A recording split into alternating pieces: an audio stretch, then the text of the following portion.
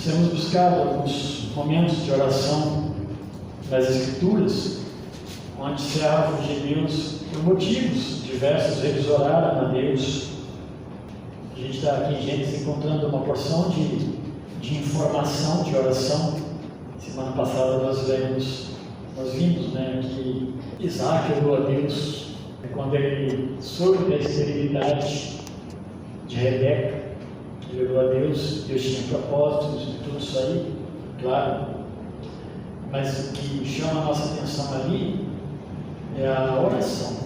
Eu lembro que nós até falamos aqui, olha, Isaac viu tudo que aconteceu com o pai dele, viu quanto Deus cumpriu. Isaac sabia que Abraão foi chamado e foi feita uma aliança com Abraão e ele era descendente direto, ele sabia de tudo isso. Mas ele orou a Deus por Rebeca quando viu que ela não geraria filho. Deus espera isso de nós. Nós estamos indo para o céu, não é errado nós orarmos a Deus clamando pelo céu, pelo cuidado de Deus, não é porque somos filhos de Deus que nós não oramos pelos cuidados dele nas nossas vidas. A própria Rebeca, os únicos momentos que passam neles, a história de Isaac e Rebeca é uma história mais curta das Escrituras. Em Abraão tem uma história mais longa, Isaac uma historinha curta ali no meio, depois vem a história de Jacó e seus filhos, que é a história mais longa novamente. Por isso que Isaac ora uma única vez, já com 40 anos de idade, ele já devia estar orando, mas nesse momento talvez ele orasse sabendo, né, da situação da sua esposa, e depois ela fica grávida de gêmeos, e a próxima oração é dela. Por que, Senhor? Porque eles estão brigando dentro de mim. Não é para isso, não vale a pena isso, se for dessa forma. E Deus consola Rebeca. Fala, tem duas nações aí, né? E o segundo dominará sobre o primeiro. Deus fala todas as questões da promessa para ela. Meus irmãos, nesse contexto de oração de Gênesis, nesse tempo, tudo está voltado para a questão da promessa de Deus, da aliança de Deus. E aí, quando nós sabemos que Cristo, Deus fez conosco uma aliança em Cristo, é em torno disso que Deus trabalha as nossas vidas. Em torno dessa aliança que Ele fez conosco, através de Cristo Jesus. A nova aliança selada nos nossos corações. Então, as respostas de Deus virão através disso, dentro desse panorama em que Cristo, Ele veio e firmou uma aliança conosco, para nos salvar, nos dar uma nova vida. Aqui no capítulo 30, verso 22, diz assim, Gênesis 30, 22, e Deus lembrou-se também de Raquel, ouviu-a e a tornou fértil, de modo que ela engravidou e deu à luz um filho, e disse, Deus tirou-me a humilhação. E o verso 24, e deu-lhe o nome de José, dizendo, acrescente-me o Senhor ainda outro filho. Ela orou aqui, né? Aqui, meus irmãos, nessa oração de Raquel, já é o finalzinho, Deus concede. Nós vimos aqui, quero voltar aqui nesse texto, mas só para nós lembrarmos que as coisas não estavam legais, né? A vida que essas mulheres e esses homens passaram, não dá para a gente imaginar a angústia que eles passaram. Então vamos pensar, quando você pensa em Raquel, a gente vai ler dois textos aqui, você vai perceber a angústia que ela tinha por ter um filho. E você olha para Abraão, para Sara, pensa na mulher, né? Sara. A gente não viu que chegou o momento, Abraão falou, olha, eu tenho um servo, meu servo é Eliezer. Eu tenho Eliezer, não será ele que vai dar a descendência? Isso era previsto, não na Bíblia, não na aliança, mas era previsto nos tempos antigos. Não será ele. Depois, Sara dá um jeito de, olha, eu tenho a minha serva, e a minha serva pode dar um filho para mim. Isso era também previsto no meio desse tipo de convívio, naqueles dias. Então, antecipando, por que isso? Muitas vezes são as nossas angústias e as nossas soluções diante de Deus. Depois Abraão vai falar também, olha, o meu filho Isaac, eu tenho meu filho Ismael, provavelmente é Ismael. E Deus falando, não é Ismael, o que vai ser, o que o seu descendente sairá de ti e de Sara. Então eu estou falando isso por causa da angústia. Depois vem Rebeca e Isaac, eu falei já um pouquinho, né? Ela é estéril também, as três. E Deus está chamando a atenção para ele, que o poder vem dele, a solução virá dele. Agora Raquel, que já é a terceira geração, contando a partir de Abraão, e ela está nessa condição, ela é a mulher que Deus escolheu como esposa para gerar descendência. Olha, Jacó recebeu Lia primeiro, embora ele queria Raquel, recebeu Lia. De Lia teve filhos, já estava no sexto filho de Lia, e a angústia de Raquel era enorme. Se você pegar o capítulo 30, olha como é que ela está, olha o verso 1. Quando Raquel viu que não dava filhos a Jacó, teve inveja de sua irmã e disse a Jacó, dá-lhe filhos, senão morrerei. E aí, para falar, né, que Jacó irou-se, ele vai dizer que não é Deus, e ela oferece quem? A serva dela, que é Bila. E pela serva dela gerou-se filho, para que aliviasse a angústia dela. No verso 14, diz assim: nos dias da colheita do trigo, Rúben foi ao campo, achou mandrágoras e as trouxe para Leia ou Lia, sua mãe. Então Raquel disse a Leia: peço-te que me des das mandrágoras de teu filho. Ao que Leia lhe respondeu, Leia é irmã de Raquel, não lhe basta ter me tirado o marido, porque Jacó de fato amava a Raquel. Queres tirar também as mandrágoras de meu filho?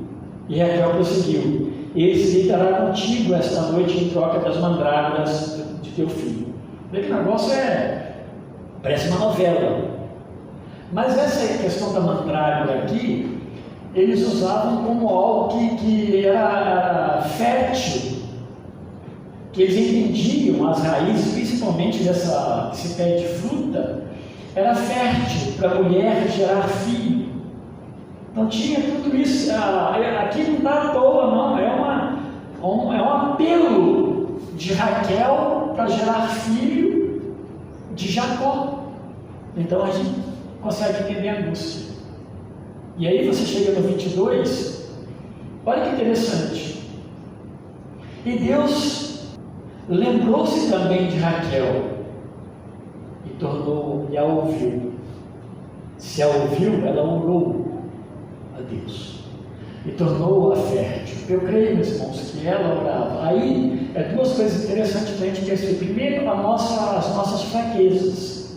Mas as nossas fraquezas nunca podem ser fator de limitação para as nossas orações a Deus. Reconhecer que nós somos fracos, erramos e pecamos, porque as atitudes de Raquel não foi diferente das outras e dos outros, em termos de apelação diante das promessas de Deus.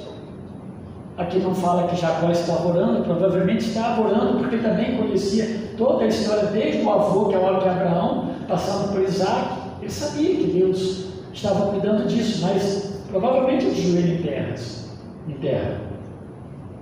E aqui, quando ele usa a expressão que Deus se lembrou, a ideia desse lembrar aqui não é um lembrar que Deus tinha esquecido, tá?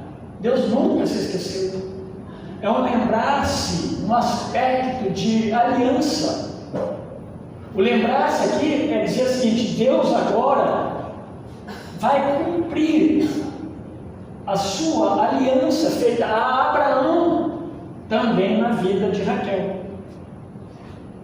Lá em Gênesis 8:1, tem a mesma expressão para lembrar. Quando ele se volta para Noé, ele lembrou-se Deus de Noé, estava lá na arca. Deus não se esqueceu de Noé. é que Deus fez uma aliança, um pacto, como é de preservação de vida, de preservação do homem, que a ira de Deus não foi ao ponto de exterminar a humanidade. Ele nos amou e nos manteve, e em Noé havia uma aliança. E lá diz que Deus lembrou-se, e aqui ele volta-se para Raquel, no primeiro sentido. Depois, em outro momento, Deus lembrou-se de Ló por causa de Abraão, lá no capítulo 19. Essas expressões de lembrar aqui é bem clara da aliança de Deus. Deus está olhando para a aliança dele com o homem. Por isso que ele volta-se para Raquel. Ele lembra-se de Raquel. Não foi que Raquel gritou mais. Raquel certo orou, porque aqui fala que ele ouviu Raquel. Ouviu o que? Ouviu o lamento, o choro, as orações, todas essas coisas diante dele. Por um lado, né, a gente fala assim, olha que coisa, não é fácil. Mas a gente saber que Deus não é como nós. Olha, que mulher chorando, que homem chorando, reclamador, murmurador. Não é assim que Deus vê. Deus vê o homem como pecador. Portanto, com esses defeitos, porém a graça dele sobrepõe o nosso pecado. E outra coisa também, nós aprendemos a nos arrepender diante de Deus. Isso é importante. Ele lembrou-se também de Raquel, ouviu-a e tornou-a fértil, de modo que ela engravidou e deu à luz um filho e disse: Deus tirou-me a humilhação. Para ela era um livramento de uma humilhação, por ser mulher naqueles dias, gerar muitos filhos, né? Para formar toda aquela prole, aquela família, aquele clã. Ela não estava nessa condição e ela era a amada de Jacó. É ela que Jacó pediu lá atrás para o seu sogro.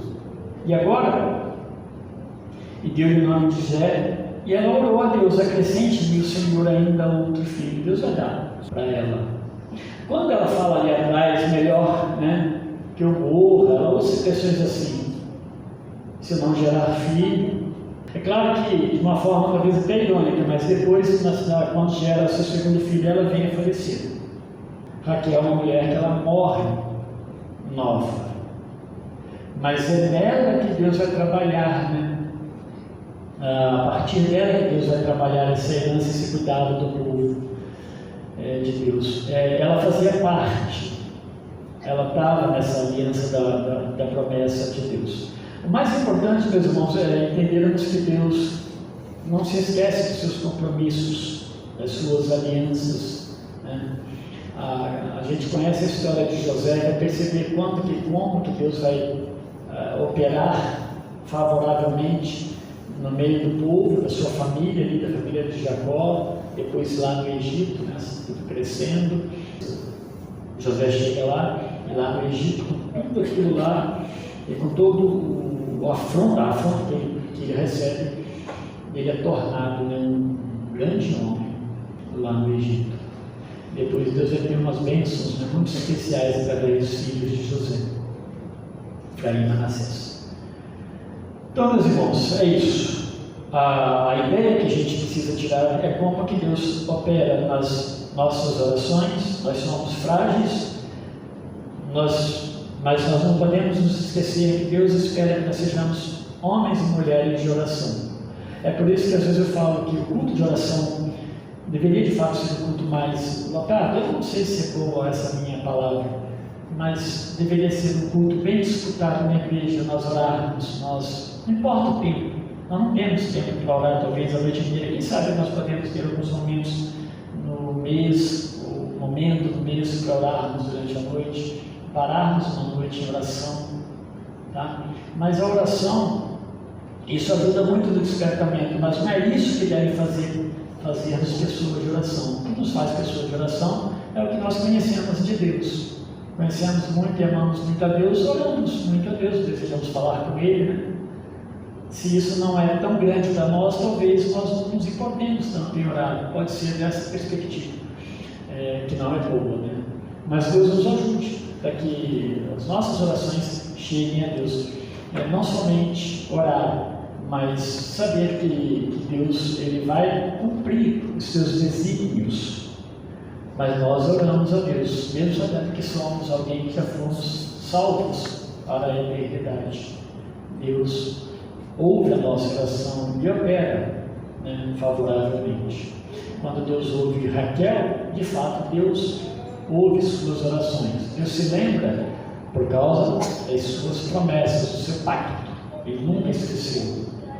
Mas ele ouve Raquel orar.